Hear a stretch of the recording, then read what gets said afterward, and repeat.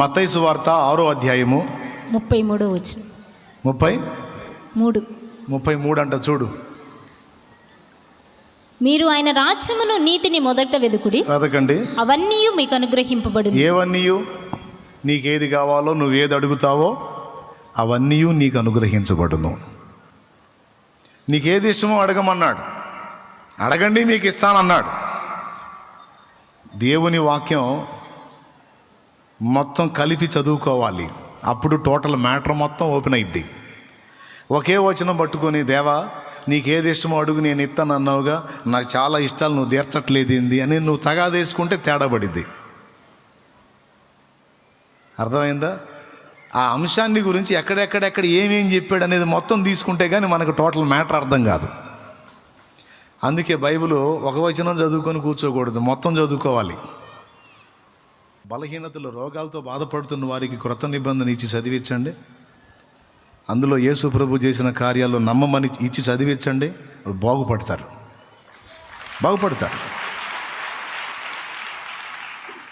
ఓ దైవజనుడు దక్షిణ కొరియా దేశంలో గొప్పగా సేవ చేసి ప్రభు దగ్గరికి చేరినటువంటి మహనీయుడు ఈ మధ్యకాలంలో చేరాడు.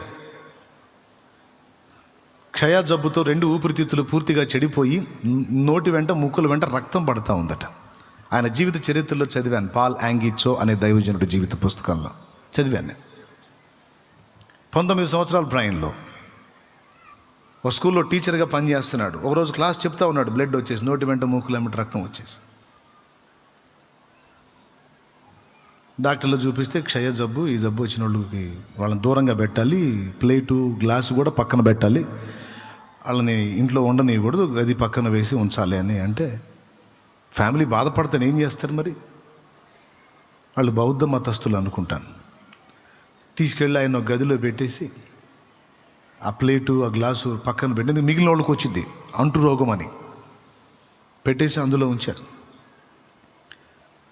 దగ్గు ఆగకుండా, విపరీతమైన దగ్గు, ఆయాసం, రక్తం పడటం, ఘోరమైన బాధను అనుభవిస్తున్నాడు. అంటే రోజుల మనిషి అని చెప్పారు. రోజుల మనిషి ఇంకెక్కువ కాలం బతకడు, చచ్చిపోతాడని చెప్పారు. ఈ సంగతి ఒక 12 ఏళ్ల పాపకు తెలిసింది. 12 ఏళ్ల పాపకి, అంతకంటే తక్కువ వయసే అన్నాడు పుస్తకంలో రాయటం నాకు గుర్తు. ఆ పాపకు తెలిసి క్రొత్త నిబంధన పుస్తకం తీసుకొచ్చి ఆయనున్న గదిలోకి వెళ్ళి ఆయనకి ఇచ్చిందంట. ఈ పుస్తకం చదువు, ఇందులో ఉన్న ఆయన నిన్ను స్వస్థపరుస్తాడు అని.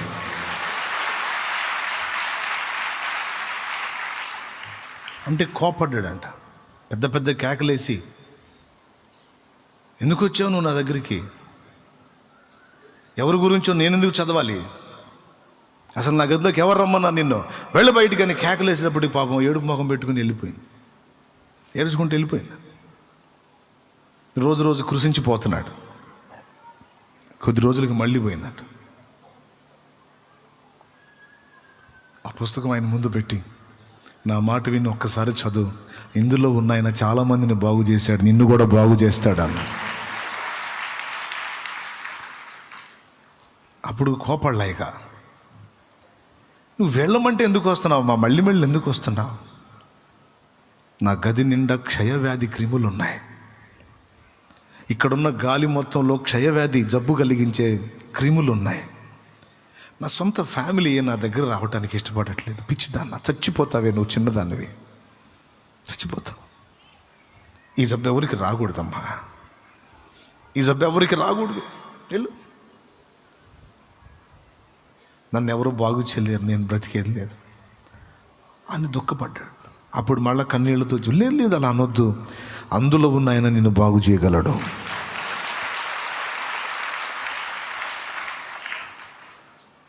అంటే గ్రంథం తీసుకొని చదివాడు. దినదినం చదువుతూ ఉంటే ఇక అందులో రుచి అర్థమైపోయింది. ఇక ఎవరు ఉన్నా లేకపోయినా ఇక ఏం పట్టట్లా. ఆకలైనప్పుడు ఆహారం తింటున్నాడు కాస్తో కూస్తో.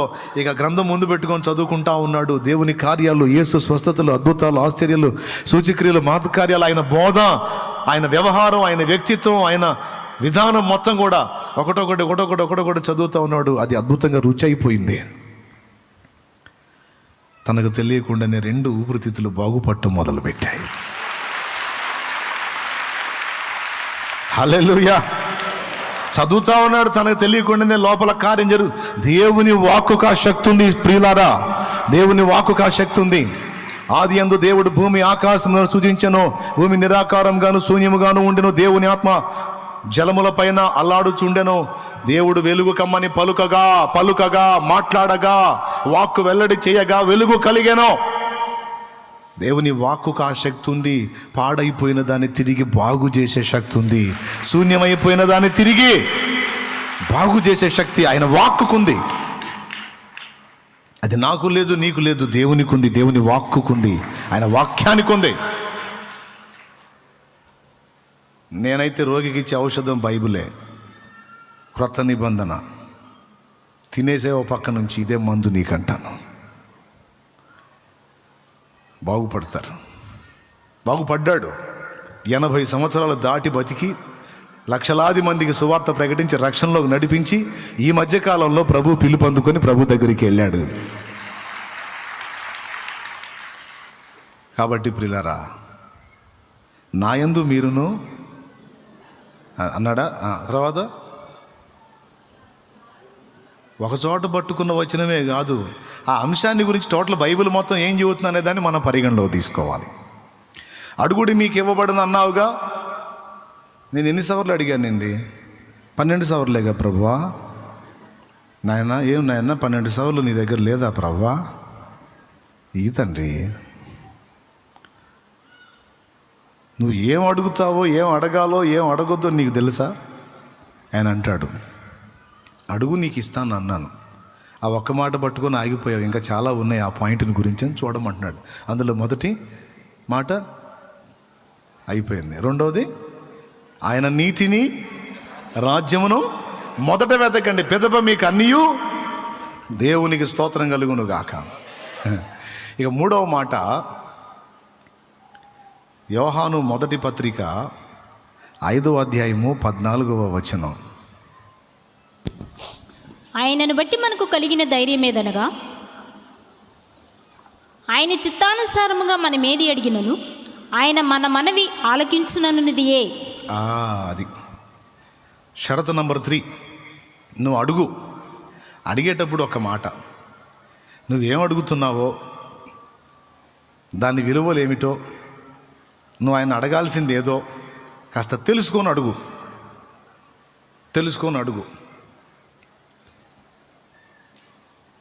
అట్లా అడిగావనుకో, అడిగింది ఆయన చిత్తం అనుకో, తప్పకుండా ఇస్తాడు. అడిగినంత కాదు, ఊహించిన దానికంటే కూడా ఎక్కువ ఇస్తాడు. అడిగిన దానికంటే, ఊహించిన దానికంటే కూడా అధికముగా ఇస్తాడు. అయితే గుర్తుపెట్టుకో, ఆయన చిత్తానుసారముగా అంటే ఇక నీ బుర్రకు తోచినట్టు, ప్రభా నా పక్కనోడు బాగుపడుతున్నాడు, నేనేందో వెనకబడిపోతున్నాను ప్రభా, కొద్దిగా వాడిని వెనక్కి లాగు నాయన అంటే కుదరదు.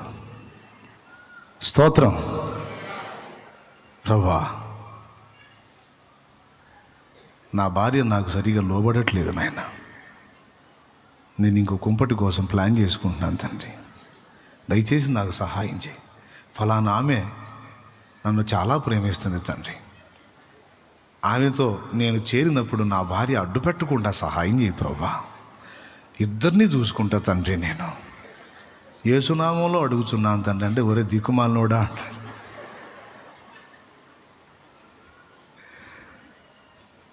ఇట్లా ప్రార్థించే వాళ్ళు కూడా ఉన్నారని మీకు తెలుసా?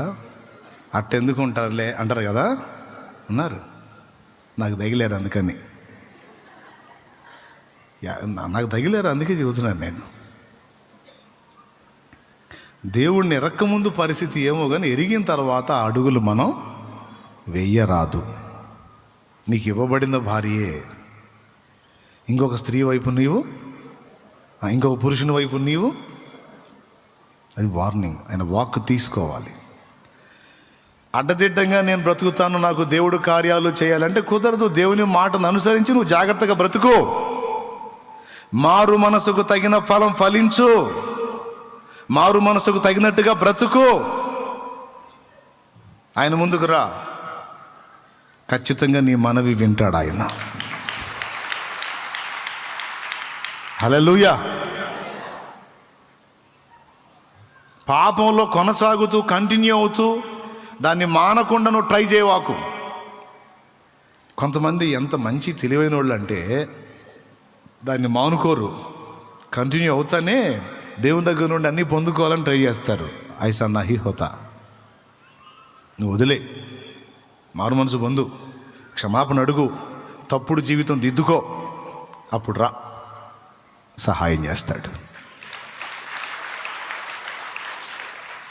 ఎందుకు వదిలేయమంటున్నాడంటే ఏం అందులో ఉంటే చేయడా, చేస్తాడు. కానీ నువ్వు శాశ్వతంగా నష్టపోతావు నిత్యత్వాన్ని. నీ పాపం నిన్ను పట్టుకుంటుంది, అది నిన్ను నరకానికి ఈడ్చుకెళ్తుంది. అందుకు దాన్ని మానే అంటున్నాడు. నా దగ్గర ఒక్కటేగా, ఇంకేముంది, కొంచెమైనా కొంప ముంచిద్ది, ఒకటేగా, ఒకటి చాలు. ఎన్ని అగ్గి పుల్లలు కావాలి ఇల్లు తగలబెట్టడానికి? స్తోత్రం. మీరు చెప్పండి, ఎన్ని కావాలి?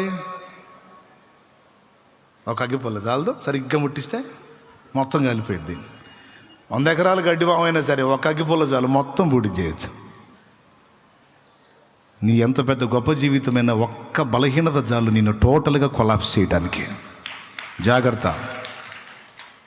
కొంచెమేగా, ఈ ఒక్కటేగా, ఈ కొంచెం మానేయి. ఆ కొంచెమైనా నీకు కొంప ముంచిద్ది, డేంజర్.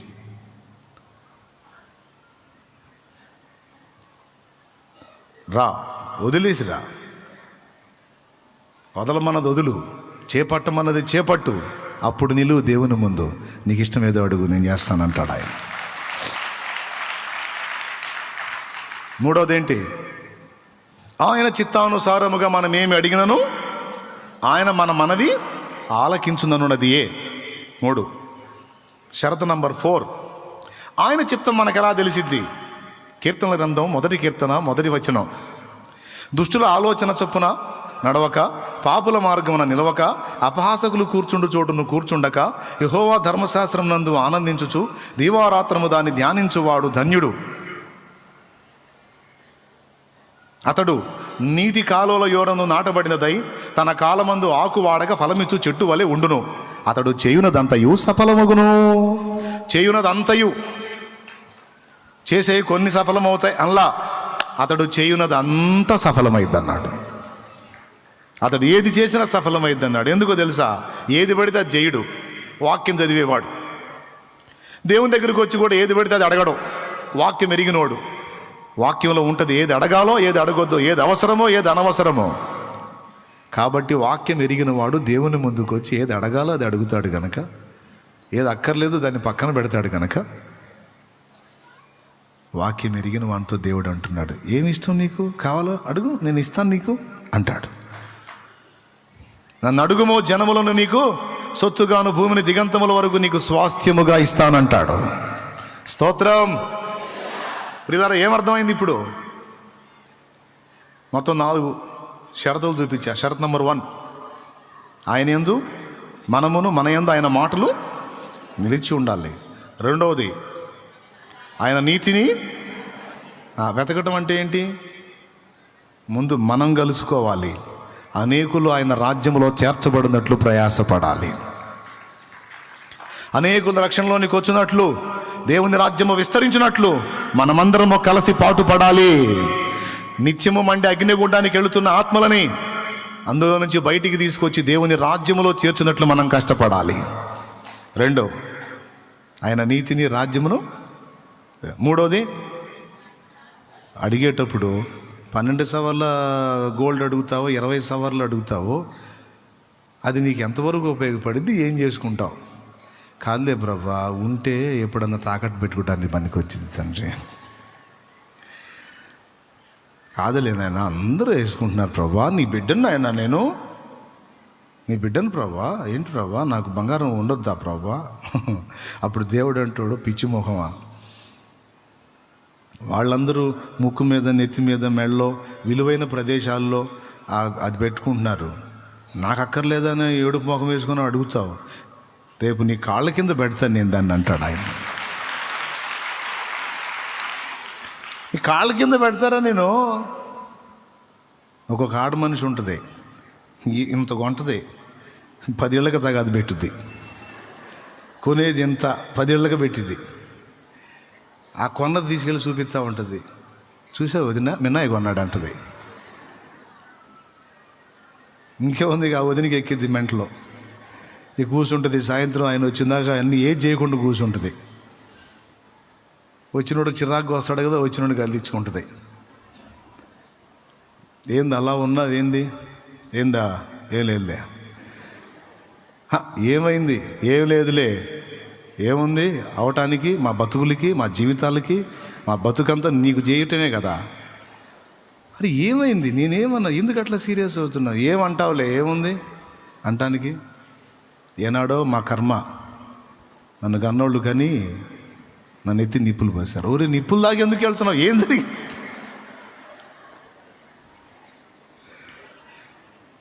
ఒక ముక్కు పుడక గతి ఉంది. వాళ్ళు పెట్టినవి తప్ప ఏదన్నా ఒక ముక్కు ముక్కు పుడక దగ్గర అర్థమైపోయింది. ఎవరో వచ్చారు సైతాన్ నా కొంపలో చిచ్చు పెట్టాను.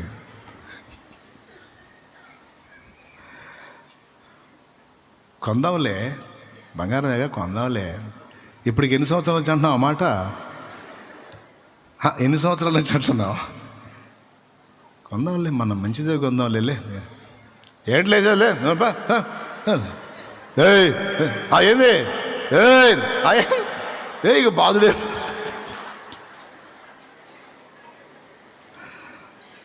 పద్యాలు పాడినట్టే శృతులు పెంచి. నేను ఒక మాట చెబుతున్నా, ఏం కృంగిపోవద్దు, చింతపడద్దు. ఏసై ఇవ్వాలనుకుంటే ఇస్తాడు. బంగారం ఆయనకి ఒక లెక్క అయింది. 1000 కొండల పశువులు ఆయన వేగా, వెండి బంగారాలు ఆయన వేగా, వెండి బంగారాలు భూమి ఆయనదే, ఆకాశమాయనదే, భూమి ఆయనదే, ఆకాశమాయనదే, సంద్రమునందలి సమస్తము ఆయన వేగా, సంద్రమునందలి సమస్తము ఆయన వేగా, ఆకాశవాకిళ్ళు విప్పుతాడు, పట్టణానికి దీవెనలు కురిపిస్తాడు. దేవునికి మహిమ. ఇంక చాలే, దేవుని బిడ్డ నీ దగ్గరకు వచ్చి ఈ బంగారు బాబు తీవ్రంగా తగిలారు అనుకో, అన్యుల్లాగా నువ్వు కూడా మెల్ట్ అయిపోవాకు.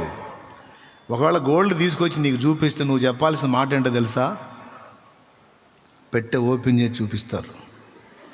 చూసావా మేలిమి బంగారం అంట.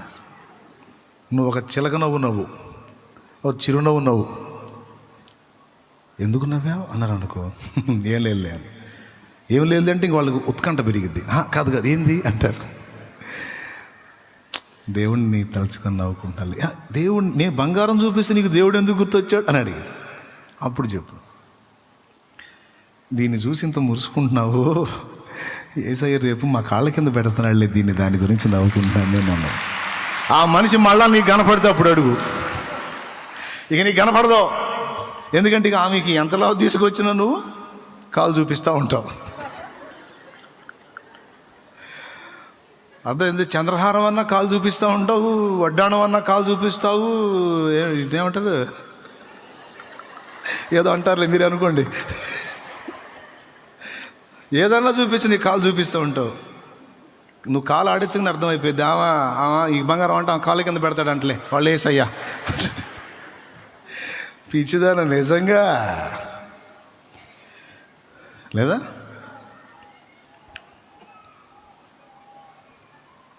మీలో ఎంతమందికి నమ్మకం ఉందండి నిజంగా ఉంటుంది కాళ్ళ కింద గోల్డ్ అని? మరి ఇప్పుడు ఏం అడుగుతావు? నా బంగారం ఇయ్యా అని ఏం అడుగుతావు? ఏసై దగ్గరకు వచ్చి బంగారం ఈ ప్రభు అందామా? ఎన్ని బంగారాలు అయితే యేసుకు సాటి వస్తాయి చెప్పండి? కాబట్టి నా బంగారం, నా వెండి, నా వజ్రాల హారం మొత్తం నువ్వే యేసయ్యా.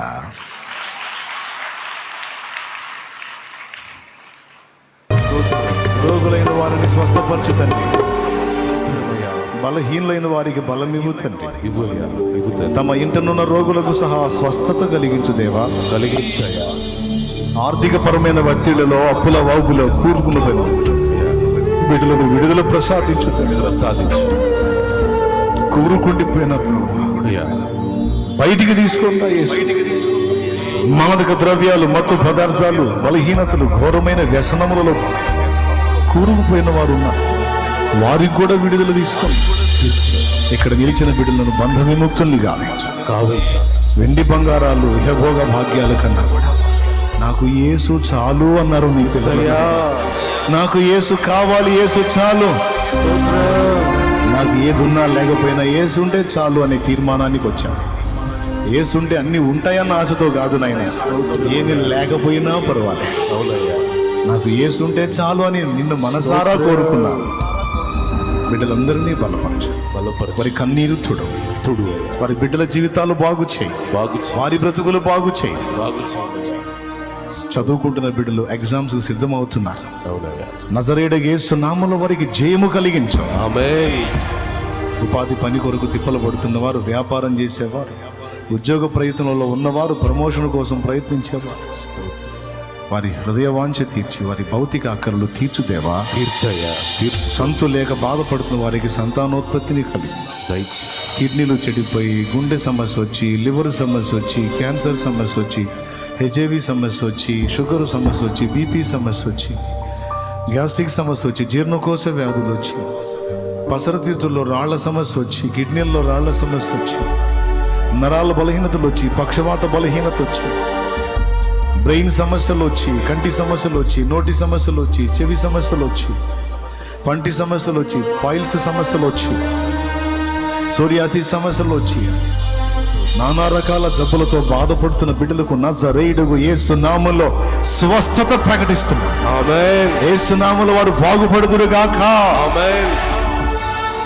విశ్వాసంతో నీ దాసునిగా బిడ్డలందరి పక్షంగా చేస్తున్న ఈ ప్రార్థన గైకొని నీ చల్లని చేయి బిడ్డల మీదకి రప్పించి వారు ఎదుర్కొంటున్న శారీరక, మానసిక, ఆత్మీయ సమస్యల్లోంచి నజరేయుడగు యేసు నామములో బిడ్డలకు విడుదల కలుగునుగాక. విడుదల కలిగించుదే. మాంత్రిక ప్రయోగాలన్నీ కాలిపోవాలి, మంత్రశక్తులన్నీ నాశనం అవ్వాలి. దయ్యపు పీడలు, దురాత్మ క్రియలు మనుషుల్ని నాశనానికి ఈడ్చుకెళ్లేటువంటి పాపములు జయించి సువార్తను అందకుండా చేసే దుష్టశక్తుల క్రియలు యేసు నామములో నాశనమగునుగాక. ఆత్మహత్య చేసుకో అనే ప్రేరణ కలిగించే దయ్యములను యేసు నామములో బంధిస్తున్నాను. కృపతో జ్ఞాపకం చేసుకుని మా బిడ్డలందరికీ బంధకాల నుంచి విడుదలిచ్చి ఆత్మలను రక్షించేటువంటి యోధులుగా బిడ్డలు నూనె రాసి ప్రార్థించినప్పుడు గొప్ప అద్భుతాలు జరిగినట్లు బిడ్డల్ని కూడా వాడుకోమని, ఒకరు ఒక్కరిగానే ఆగకుండా గొడ్డు గొర్రెల్లాగా నాయన ఆత్మలను కనలేని స్థితిలో ఉండకుండా ఒకరు అనేక మందిని రక్షణలోనికి నడిపించి అనేక మందికి ఆత్మీయ తండ్రులుగాను తల్లులుగాను మారేటట్టు సహాయము చేయండి. మా బిడ్డల్ని బలపరచు.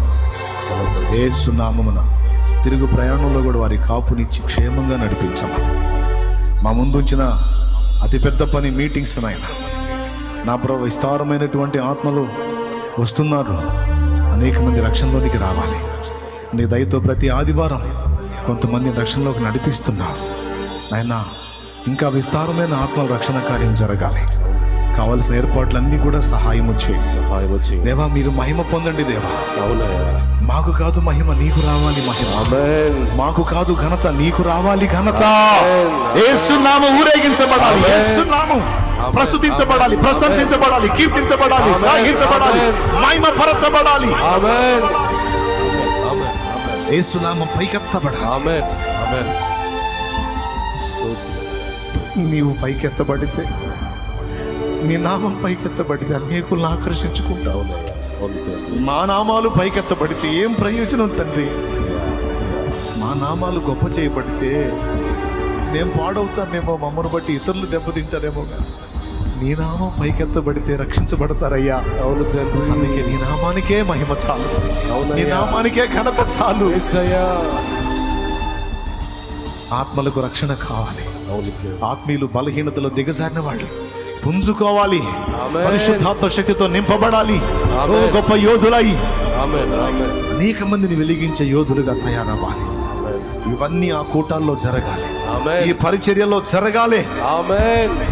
కృప చూపమని ఇక్కడ ఉన్నవారు, లైవ్ ద్వారా వీక్షిస్తున్నవారు, జూమ్లో కనబడుతున్నవారు, సైనికులు ఉన్నారు, సోదరులు మా కోసం కుటుంబాలకు దూరమై ప్రాణాలను పణంగా పెట్టి పహారా కాస్తున్నారు. అవునండి. అనేక ప్రాంతాల నుంచి, అనేక రాష్ట్రాల నుంచి, అనేక జిల్లాల నుంచి బిడ్డలు కనపడుతున్నారు. వారిని దీవించు.